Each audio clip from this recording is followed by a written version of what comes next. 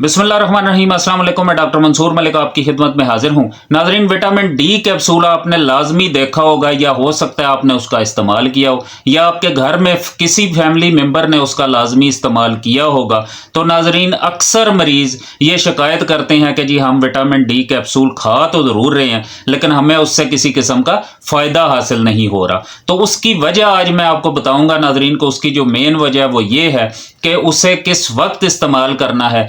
तो ये आज की इस वीडियो में मैं आपको बताने जा रहा हूँ। उससे पहले मैं ये बात वाज़ेह कर दूं नाजरीन के जो विटामिन डी कैप्सूल है ये हमारी बॉडी की एक बहुत अहम ज़रूरत है। ये हमारी एसाब को और हमारी हड्डियों को मजबूत करता है। यही वजह है कि डॉक्टर्स ऐसे मरीज़ जिन्हें जोड़ों के दर्द हों या जिन्हें कमर में दर्द हो या जिन्हें पट्ठों में दर्द हो तो उसे ये कैप्सूल वो दिए जाते हैं इस्तेमाल करने के लिए।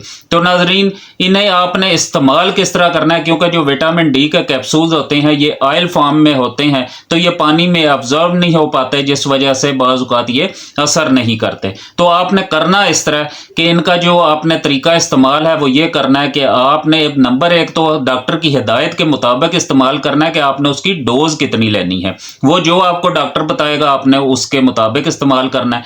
लेकिन आपने सुबह नाश्ते के बाद इसे इस्तेमाल करना है। जब आप नाश्ता कर लें तो नाश्ते के फौरी बाद आप इसे, अगर डॉक्टर ने दूध के साथ कहा या पानी के साथ कहा है तो आपने इसे इस्तेमाल करना है। इंशाल्लाह आपको इससे लाजमी फ़ायदा हासिल होगा। उम्मीद है नाजरीन आपको वीडियो पसंद आई होगी। वीडियो को लाइक कर दीजिएगा। ये मालूमात दूसरों तक पहुंचाने के लिए इस वीडियो को ज़्यादा से ज़्यादा शेयर करें।